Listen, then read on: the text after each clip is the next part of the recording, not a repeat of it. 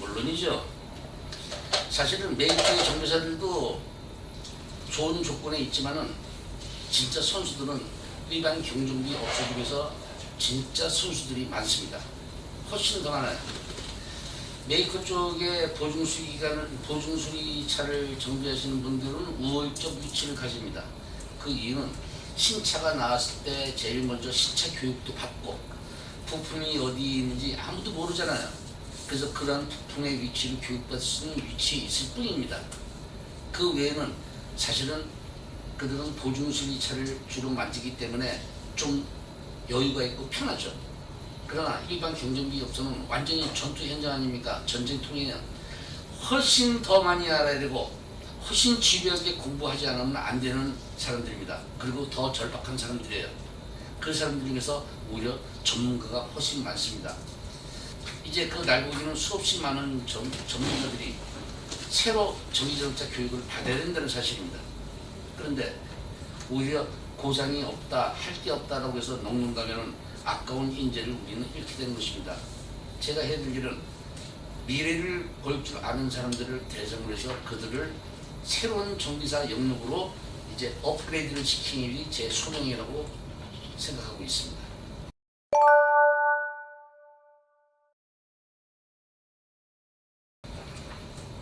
현 시점으로 본다면 그 사람 말이 틀리지 않아요. 확실하게 맞습니다.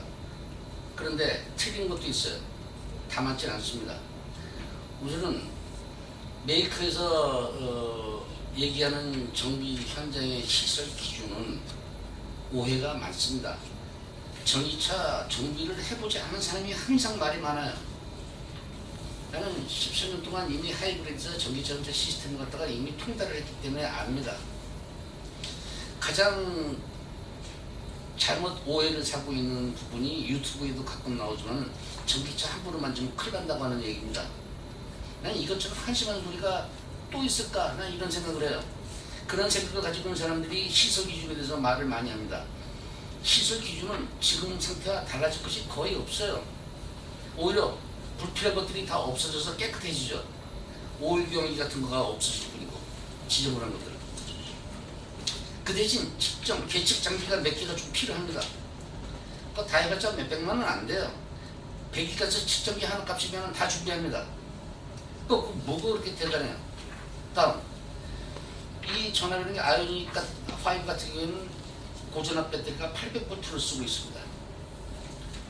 전기라는 것이 굉장히 중요하고 굉장히 위험한 거예요.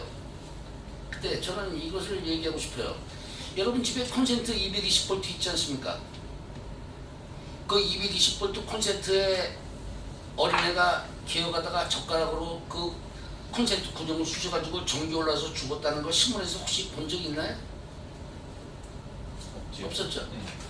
가정주부가 이번에 세탁기라든가 뭐 냉장고를 새로 샀는데 안전교육 받은 적 있었나요?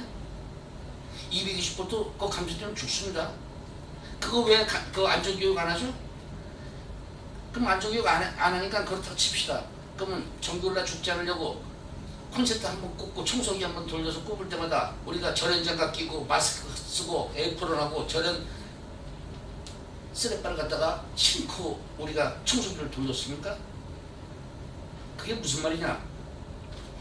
전기가 우습다는 것이 아니라 220V도 감전되면 죽습니다. 큰일 나는 거예요. 그리고 여러분들 전기장차 아파트나 이래서 집에서 전기 수리할 때 뭐하고 합니까? 두꺼비진 내리죠? 우리가 흔히 두꺼비진이라고 얘기하지 않습니까? 네. 왜 그거 안 내리고 배선을 만집니까? 그거 미친 거 아니에요? 그럼 이제 자동차로 돌아갑시다. 자동차 800V는 전기차보다도 훨씬 더 높죠? 왜 전기가 오르는데 그걸 만지려고 해요? 그거 죽으려고 환장한 거죠? 그거 바보 아니에요?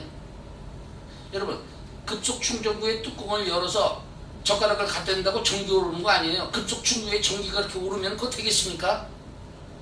그거는 급속 충전기나 완속 충전기를 연결을 해서 CP 신호가 들어가서 컴퓨터에서 통신으로 OK 사인이 난 다음에 그 다음에 통로가 연결되는 거예요. 여러분 전기 오르고 싶어도 못 오릅니다. 또 보네트나 트렁크를 열면 오렌지 선이 있죠. 그게 고압선이에요. 그거 전기 오르고 싶어도 못 올라요.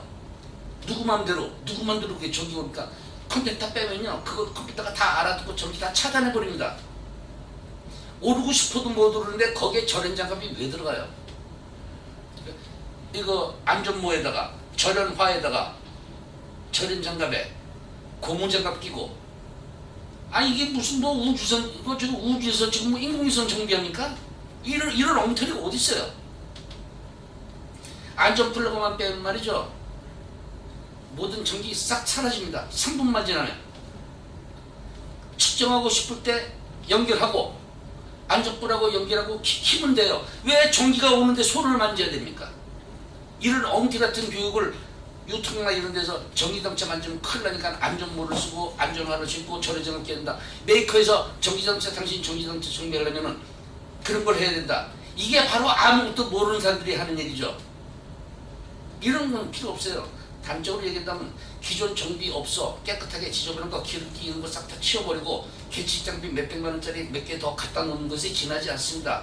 그리고 중요한 것은 무엇을 어떻게 정비해야 될 것인가에 대한 교육이 확실하게 되지 않으면은 그럼 만지면 안 되죠.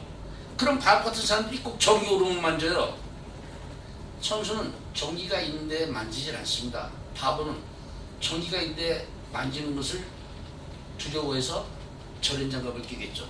나는 좀 전에 말씀드린 대로 고압전기가 우습다는 게 아닙니다. 제가 드리는 말씀은 전기가 통하는데 왜 만지느냐, 바보 아니냐, 난 이것을 강조하는 겁니다. 안 만지고 어떻게 정비하냐고요? 바보는 바보 같은 질문이 또 나올 수 있지 않습니까? 예를 들게요. 집에 있는 두꺼비 집 스위치를 내리고 전등을 끼세요. 그리고 두꺼비 집을 올리세요. 그럼 될 거 아닙니까? 왜 두꺼비 집을 올리고 전등을 꼭 껴야 됩니까? 자신 없으면 그렇게 정비하지 마세요. 두꺼비 집 내리고 하십시오. 난 맨손으로 합니다. 맨손으로 전기창 만지는데. 난 전기 안 오르는 사람이 아니에요. 나도 올라요. 근데 난 왜 맨손으로 했어요? 전기가 안 흐르게 한 다음에 만지고 그 다음에 전기를 흐르게 해서 결과를 보니까요. 왜? 난 다 아니까는. 그런 걸 시설 기준이라고 본다면 그런 바보 같은 소리가 나올 수가 있죠. 이건 완전히 오해고 엉터리입니다. 여러분 그런 거 속지 마세요. 그럴 필요가 없습니다.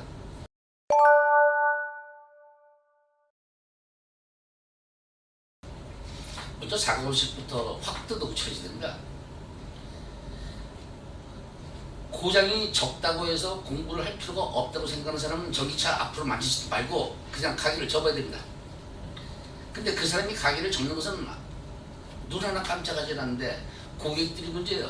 차를 가지고 있는 차주분들은 10,000대 중에서 100대, 1,000대 중에서 한 대는 고장난다는 얘기입니다. 그 차들이 갈 데가 있어야 될 거 아닙니까?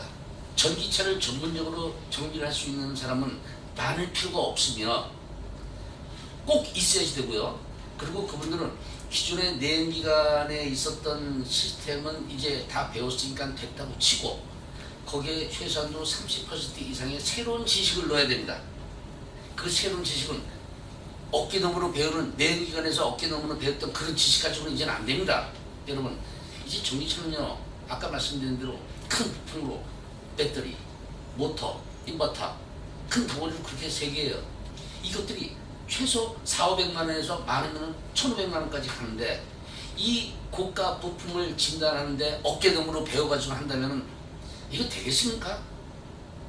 이제 차를 가지고 계신 분들도 제대로 정비받은 사람에게 가야 되고요. 전기차를 전문적으로 정비를 하는 분들도 이제 대충 주마간산식으로 그냥 껍데기 핥듯이 이렇게 가는 정비 수준으로다가는 안 된다는 얘기입니다. 이건 몇백만 원이 왔다 갔다 하기 때문에 확실하게 알고 있어야 돼요. 제대로 된 교육을 받아야 되고, 그러한 교육을 갖다가 또 시키는 기관이라든가 뭐 이런 데서 하는 프로그램으로 여러분들이 부족한 지식을 채우고, 또 요즘 유튜브가 참 많이 통용되지 않습니까? 유튜브 같은 걸로 부족한 지식을 좀 더 추가도 시키고, 하여튼 배우지 않으면 안 된다는 것이죠. 좀 전문적으로 더 깊이 있게 들어가야 돼요.